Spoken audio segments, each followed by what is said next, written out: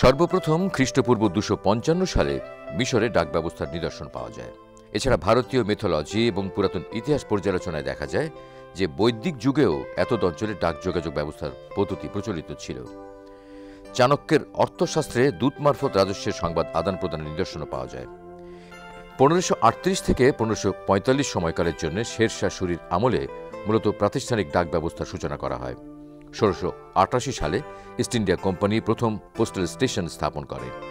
১৭৭৪ সালের ৩১ March sir William রেডফার্নকে postmaster general হিসেবে নিয়োগ প্রদান করা হয়। পরবর্তীতে ওয়ারেন হেস্টিংস কর্তৃক ১৭৮৪ সালে পালকি ডাকের সূচনা হয়। ১৭৮৫ সালে পার্সেল পোস্ট চালু করা হয় পূর্ববঙ্গে। ১৮৫৪ সালের ১ অক্টোবর ভারতীয় উপমহাদেশের প্রথম পোস্টেজ স্ট্যাম্প প্রকাশিত হয়। ১৮৫৪ সালে রেলওয়ের মাধ্যমে ডাক পরিবহনের সূচনা হয়। ১৮৫৬-৫৭ সালে লেটার বক্সের প্রচলন হয়। ১৮৬৪ সালে রেলওয়ে মেল সার্ভিস RMS এর সূচনা হয়। ১৮৬৭ সালে দ্য পোস্ট অফিস অ্যাক্ট 1866 এর প্রচলন হয়। ১৯৭১ সালের মে মাসে যশোরের শার্শা উপজেলার অধীন সীমান্ত সংলগ্ন গ্রাম কাশীপুরে মুজিবনগর সরকারের প্রথম সরকারি অফিস হিসেবে বাংলাদেশ ফিল্ড পোস্ট অফিস স্থাপন করা হয়। ১৯৭১ সালের ২৯ জুলাই বাংলাদেশের প্রথম স্ট্যাম্প প্রকাশিত হয়। ১৯৭৩ সালের ফেব্রুয়ারি মাসে Bangladesh universal postal union UPU এর সদস্যপদ লাভ করে। এরপর হেনরিক ভন স্টিফেন ১৮৬৮ সালের বিশ্বের বিভিন্ন দেশের সমন্বয়ে একটি ডাক সংস্থা গঠনের পরিকল্পনা তৈরি করেন। বাংলাদেশ ১৯৭৩ সালের ৭ ফেব্রুয়ারি বিশ্ব ডাক সংস্থার সদস্যপদ লাভ করে। জাপানের টোকিওতে ১৯৬৯ সালে অনুষ্ঠিত কংগ্রেসে ৯ অক্টোবরকে বিশ্ব ডাক দিবস হিসেবে ঘোষণা করা হয়।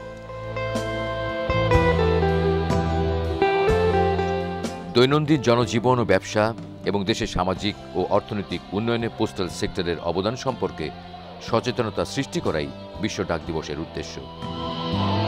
বিশ্ব ডাক দিবস উদযাপনে সদস্য দেশসমূহ জাতীয় পর্যায়ে ডাকসেবার ভূমিকা সম্পর্কে জনসচেতনতা বৃদ্ধির লক্ষ্যে বিভিন্ন প্রোগ্রাম ও কার্যক্রম গ্রহণ করে থাকে। আন্তর্জাতিক পরিমণ্ডলে বাংলাদেশ ডাক বিভাগ বলিষ্ঠ ভূমিকা রেখে চলেছে। ১৯৭৩ সালের ৭ ফেব্রুয়ারি ইউনিভার্সাল পোস্টাল ইউনিয়নের সদস্যপদ লাভের পর হতে এ পর্যন্ত অনুষ্ঠিত ৯টি কংগ্রেসে বাংলাদেশ ৫ বার পোস্টাল অপারেশনস কাউন্সিল POC এবং ৬ bar council of administration C এর সদস্য নির্বাচিত হয়েছে।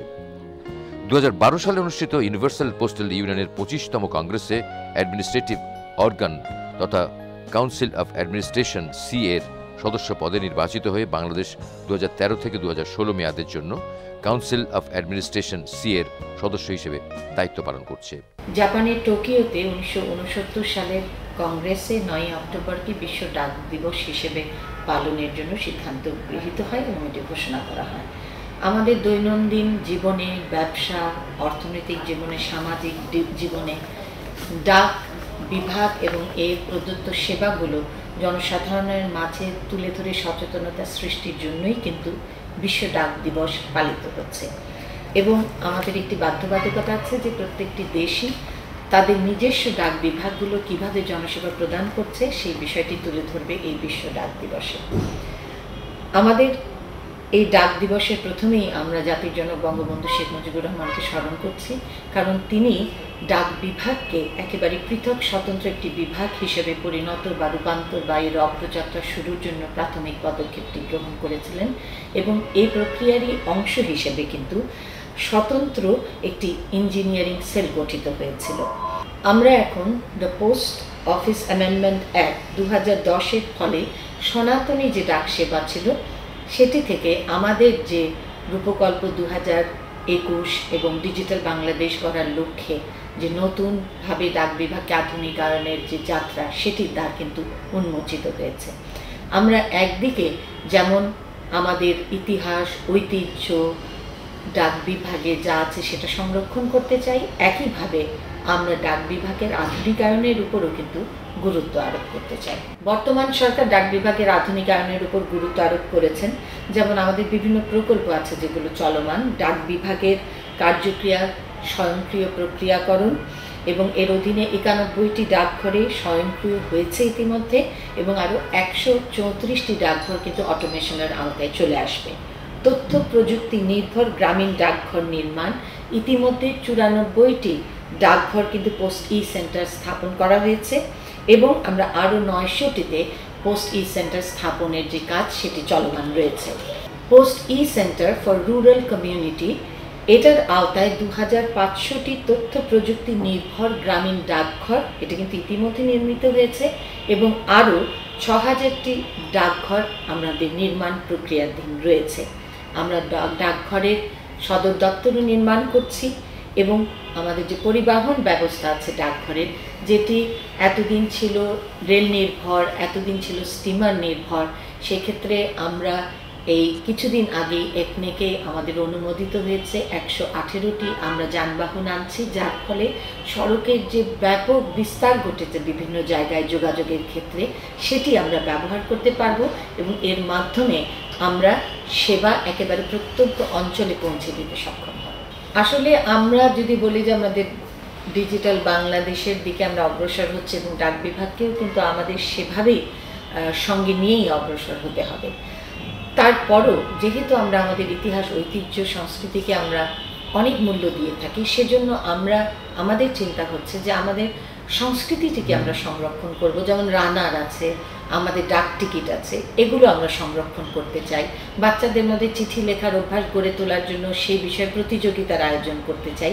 এভাবে আমরা ঐতিহ্যকে সংরক্ষণ করতে চাই, কিন্তু একই সঙ্গে আমরা পোস্ট অফিসকে বিভিন্ন ই সেবার আওতায় আনতে চাই। যেমন পোস্ট অফিসকে আমরা আধুনিকায়ন বা একেবারে ডিজিটাল করতে চাই, তার মধ্যে ই ক্যাশ ট্রান্সফার সিস্টেম আছে, এবং ডাক ব্যবস্থা স্বয়ংক্রিয়করণ করতে চাই। প্রত্যেকটা ডাক বিভাগে কিন্তু ইতিমধ্যেই কম্পিউটার আছে, সেই কম্পিউটারের মাধ্যমে আমরা একজন নারী একজন পুরুষকে প্রশিক্ষণ দিয়ে থাকি, এবং এই নারী এবং পুরুষ আবার প্রশিক্ষিত হয়ে তারা আবার অন্যদের প্রশিক্ষণ দিয়ে থাকেন, এবং এইভাবে আত্মকর্মসংস্থানের সুযোগও কিন্তু সৃষ্টি হচ্ছে। এবং এই যে তথ্য প্রযুক্তি নির্ভর গ্রামীণ ডাকঘর নির্মাণ, এটা কিন্তু অত্যন্ত গুরুত্বপূর্ণ, এবং মাননীয় প্রধানমন্ত্রী এটার উপর অত্যন্ত গুরুত্ব আরোপ করেছেন। এবং আমরা যেটা বলছি যে ইতিমধ্যে 94টি ডাকঘরকে কিন্তু আমরা ই ডাকঘরে রূপান্তর করতে সক্ষম হয়েছে, এবং আরও 300টিও খুব দ্রুতই এই তালিকায় সংযুক্ত হবে। এছাড়াও post E centre for rural community এর আওতায় 2500টি তথ্য প্রযুক্তি নির্ভর গ্রামীণ ডাকঘর নির্মাণ করা হয়ে গেছে, এবং এর সঙ্গে আরও 6000টি ডাকঘর এই তালিকায় সংযুক্ত হবে। কাজে আমি আশা করি এর মাধ্যমে বুঝতে পারছেন যে আমরা ঐতিহ্য সংরক্ষণের উপর যতখানি গুরুত্ব আরোপ করছি, ততখানি আমরা ডাকঘরগুলোকে ডিজিটাল ডাকঘরে রূপান্তরের উপরও গুরুত্ব আরোপ করছি।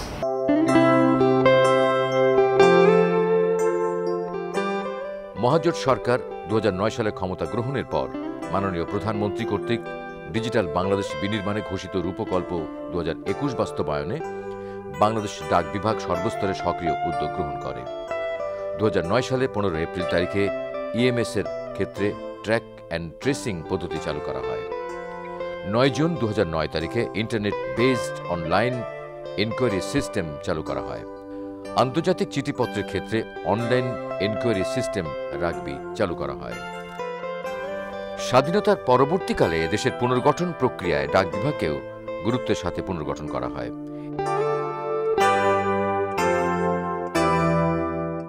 এ পর্যায়ে সর্বকালের সর্বশ্রেষ্ঠ বাঙালি, ইতিহাসের মহানায়ক, বাংলাদেশের স্থপতি, জাতির জনক বঙ্গবন্ধু শেখ মুজিবুর রহমান ডাক বিভাগকে একটি স্বয়ং সম্পূর্ণ বিভাগ হিসেবে গড়ে তোলার উদ্যোগ গ্রহণ করেন।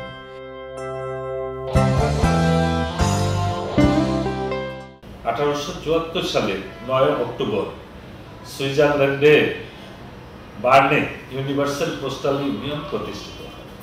1969 সালে জাপানের টোকিওতে অনুষ্ঠিত একটা কংগ্রেসে এই 9 অক্টোবরকে বিশ্ব ডাক দিবস হিসাবে ঘোষণা করা হয়, এবং তারপর থেকে নিয়মিত এই বিশ্ব ডাক দিবস উদযাপন হয়ে আসছে। সারা বিশ্বে 192টি দেশ এই বিশ্ব ডাক দিবস উদযাপনে প্রত্যক্ষ বা পরোক্ষভাবে অংশগ্রহণ করেছে। এবছরের যে প্রতিপাদ্য বিষয়টা নির্ধারণ করা হয়েছে তা হচ্ছে উদ্ভাবন, সমন্বয় এবং সক্রিয় অংশগ্রহণই আগামী দিনের ডাক সেবার জন্য মূল চালিকা শক্তি হিসাবে কাজ করবে।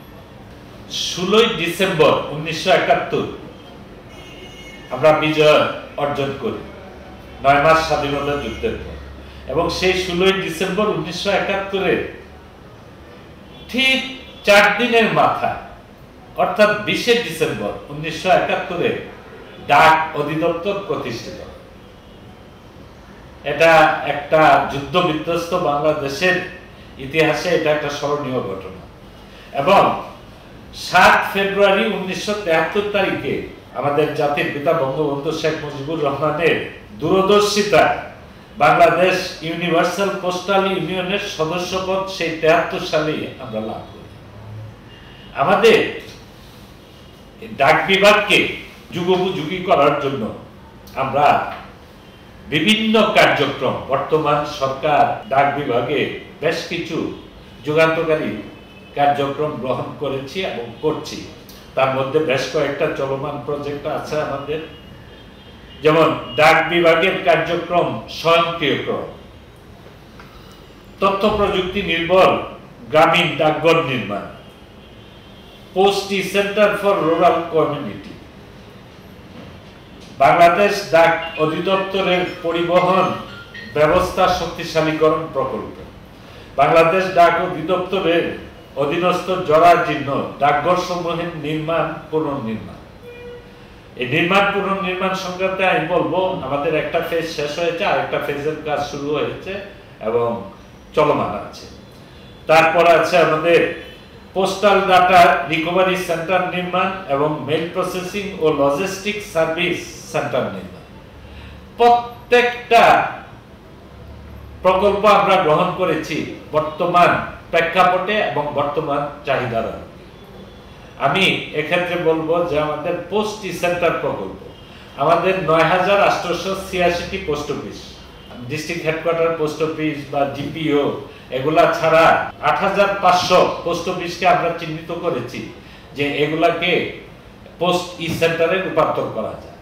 আমাদের এই ৮৫০০ পোস্ট অফিসের মধ্যে গত ৩০ জুন পর্যন্ত আমরা ২৫০০ পোস্ট অফিস সেন্টারে রূপান্তর করেছি।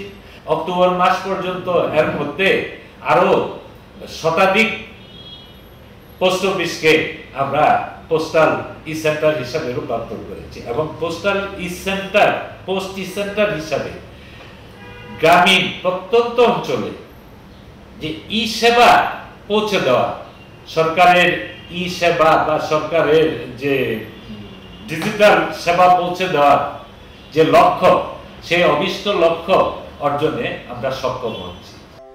বাংলাদেশ ডাক বিভাগ 1898 সালের দ্য পোস্ট অফিস অ্যাক্ট দ্বারা পরিচালিত।